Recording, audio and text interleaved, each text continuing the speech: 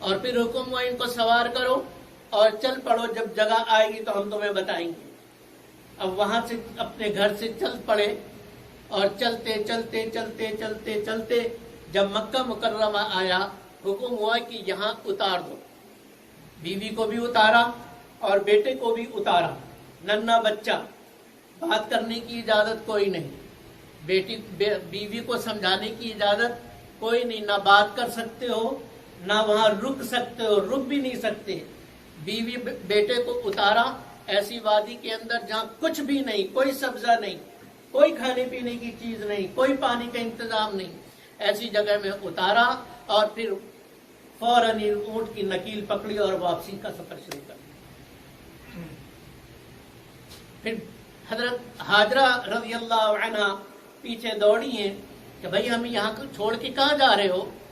میرا نہیں تو اپنے بچے کا تو خیال کرو، معصوم بچہ ہے، یہاں کچھ بھی نہیں ہے، کچھ بھی ہو سکتا ہے، درندے بھی آ سکتے ہیں، حفاظت کا کوئی انتظام نہیں، کھانے پینے کا کوئی انتظام نہیں، رہنے کا کوئی انتظام نہیں، میں کہاں رہوں گی؟ تمہارا ننھا اسماعیل کہاں رہے گا؟ چپ،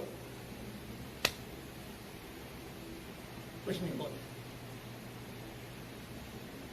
وہ بھی تو حضرت حاجرہ تھی نا، وہ سمجھ گئی کہ اللہ کا نبی کوئی کام اپنی مرضی سے نہیں کرتا ہے، یقیناً اللہ کا حکم ہے۔ تو اب اللہ کا حکم کیسے پوچھی؟ ابراہیم تو بولتے ہی نہیں، تو یہ پوچھا، یہ بولا امرک اللہ بہذا، کیا ایسا کرنے کا اللہ نے آپ کو حکم دیا ہے؟ یہ جو آپ ہمیں ایسی وادی کے اندر ایسی جگہ میں چھوڑ کے جا رہے ہیں، یہ آپ اپنی مرضی سے کر رہے ہیں یا اللہ نے آپ کو حکم دیا ہے؟ تو حضرت ابراہیم علیہ السلام نے گردن ہلائی کہ ہاں اللہ کا۔ اس وقت حضرت حاجرہ رضی اللہ عنہ نے ایسا ایمانی جواب دیا ہے، ایسا یقین کامل والا اور ایسا توکل والا جواب دیا ہے کہ آدمی کی عقل حیران، کی عورت بھی ایسا بول سکتی ہے۔ اتنا مضبوط جواب، اتنا یقین والا، اتنا اللہ پر بھروسے والا۔ اذن اگر اللہ نے حکم دیا ہے لن یدعک اللہ، اللہ آپ کو اور ہمیں ضائع نہیں کرے گا۔ اگر اللہ کے حکم سے آپ چھوڑ لیں تو بے فکر ہو کے جائیے، اللہ ہمیں ضائع نہیں کرے گا۔ لن یدعن اللہ، لن یہاں یہ جو آتا ہے یہ یقین ہرگز کے معنی میں آتا ہے کہ بالکل یقینی بات ہے، قطعاً قطعاً قطعاً اللہ ہمیں ضائع نہیں کرے گا۔ اس لیے کہ ان کا ایمان، یقین اس بات پہ کامل کہ جو اللہ کی مرضی سے ہو اور اللہ کے حکم پر چلے، اللہ اسے ضائع نہیں کیا کرتا ہے۔ تو اس لیے فرمایا آپ بے فکر ہو کے جائیے، اللہ ہمیں ضائع نہیں کرے گا۔ اب بیوی اور بچے کو چھوڑ کے چلے گئے اور ایک مشکیزے میں پانی اور ایک کھجور کا تھیلا دے دیا۔ وہ کب تک چلے؟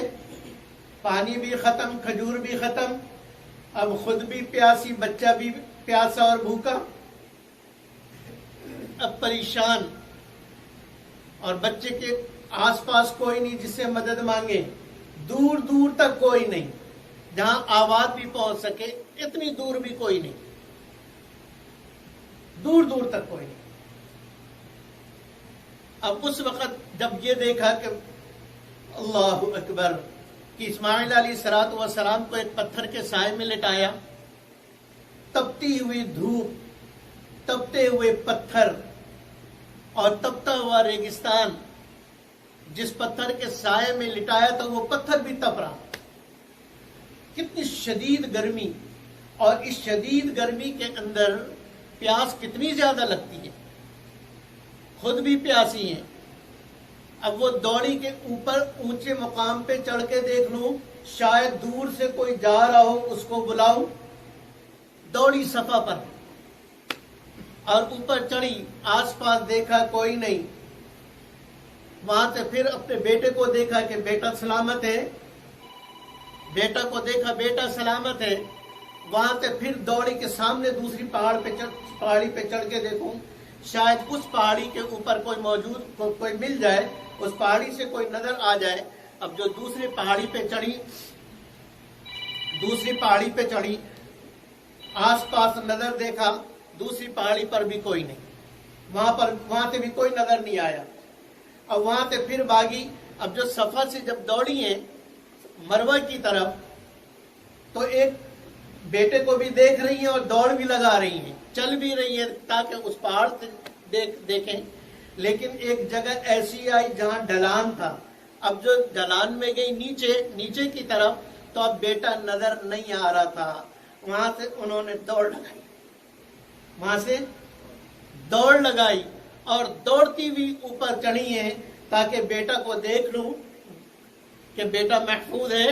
اور جب بیٹے پر نظر پڑی تو پھر اپنے نارمل انداز میں اپنی چال پر چلتی ہوئی مروہ کے اوپر چڑھی ہیں، اور پھر وہاں سے چین نہیں آیا، کوئی نظر نہیں آیا، کہا اس دفعہ پھر دیکھتی ہوں صفا پر، اور وہاں سے پھر صفا کی طرف چلی، اور پھر جو یہ وادی آئی جہاں سے بیٹا نظر نہیں آ رہا تھا، وہاں دوبارہ دوڑ لگایا ہے۔ اس طریقے سے انہوں نے 7 چکر لگائے۔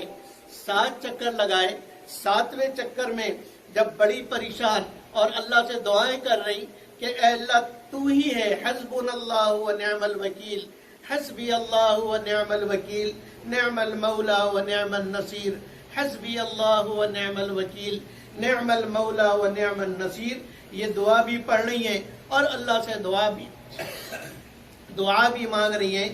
چنانچہ اللہ رب العزت کو ان کی یہ ادا بھی پسند آئی اور یہ دعائیں بھی پسند آئی، یہ اضطراری کیفیت بھی پسند آئی، یہ اللہ کے آگے رونا اور گڑ گڑانا بھی پسند آیا۔ اللہ رب العزت نے جبریل علیہ السلام کو حکم دیا کہ جا جلدی اور میرے اسماعیل کی ایڑیاں جہاں پہ لگ رہی ہیں وہاں زمین پر مار کر چشمہ نکالا۔ چنانچہ جبریل علیہ السلام 7ویں آسمان سے دوڑتے بھاگتے تشریف لائے۔ ادھر حضرت ہاجرہ رضی اللہ عنہ بیٹے کو دیکھنے کے لیے آئیں تو دیکھا کہ پانی، وہاں جبریل بھی موجود ہے اور وہاں پانی کا چشمہ بھی موجود ہے۔ پانی کو وہ روکنے لگی، زم زم زم زم، رک جا۔ اللہ کے نبی صلی اللہ علیہ وسلم فرماتے ہیں کہ اگر وہ بیوی ہاجرہ پانی کو نہ روکتی تو پانی ساری دنیا میں بہہ جاتا۔ اس جوش کے ساتھ دعا کی، اس یقین کے ساتھ دعا کی، جب آدمی اللہ سے یقین کے ساتھ دعا کرتا ہے نا اور قربانی کے ساتھ دعا کرتا ہے تو اللہ اس دعا کا اثر اس کی نسلوں تک باقی رکھتے ہیں۔ 20 30 نسلوں تک اس کی دعا کا اثر چلتا ہے، 20 30 نسلیں اس کی دعا کا اثر کھا رہی ہوتی۔ ہمیں مانگنے ہی نہیں آتا اللہ سے، ہمیں اللہ سے بات کرنے ہی نہیں آتا، ہم دعا مانگتے نہیں ہیں، دعا پڑھتے ہیں۔ ربنا آتنا فی الدنیا حسنۃ وفی الآخرۃ حسنۃ وقنا عذاب النار۔ یہ دعا مانگنا تو نہیں ہوا، دعا پڑھنے سے قبول نہیں ہوتی ہے، دعا مانگنے سے قبول ہوتی ہے۔ اور دعا مانگنے کا مطلب یہ کہ آپ مانگ کیا رہے ہو، کس سے مانگ رہے ہو، جس سے آپ مانگ رہے ہو وہ کر بھی سکتا ہے کہ نہیں۔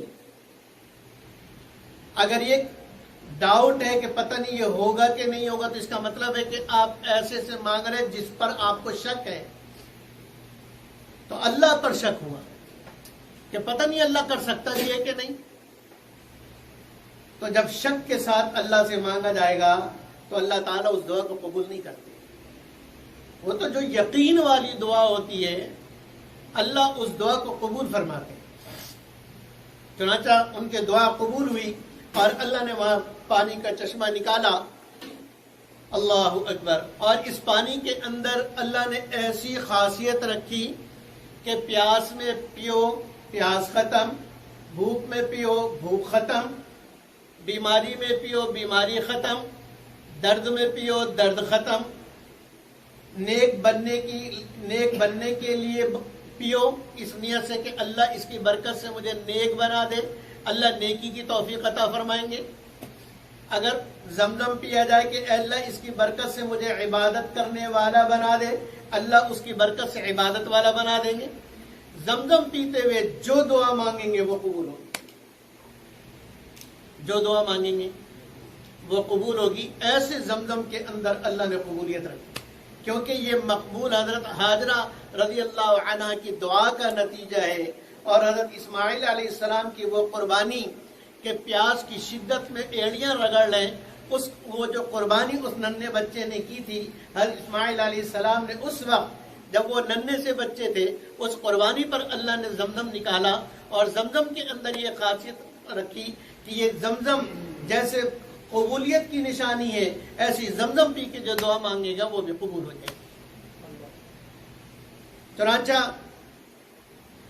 کچھ دنوں کے بعد قبیلہ جرہم دور سے گزرے، قبیلہ جرہم کے لوگ دور سے گزرے، انہوں نے دیکھا، اس لیے کہ قبائل ہوا کرتے تھے، قبائل کے لیے کوئی جگہ تو نہیں ہوتی تھی، وہ کبھی یہاں کبھی وہاں کبھی وہاں، اور جہاں پانی ہوتا تھا وہاں اس وقت تک وہ رکے رہتے تھے جب تک پانی ختم نہ ہو جائے، اس لیے کہ پانی سب سے اہم ضرورت، اور باقی ضرورتیں ان کے بھیڑ بکریاں سے، اور اونٹ پالا کرتے تھے، بھیڑ بکریاں پالا کرتے تھے، اس سے ان کا گزارا ہوتا تھا۔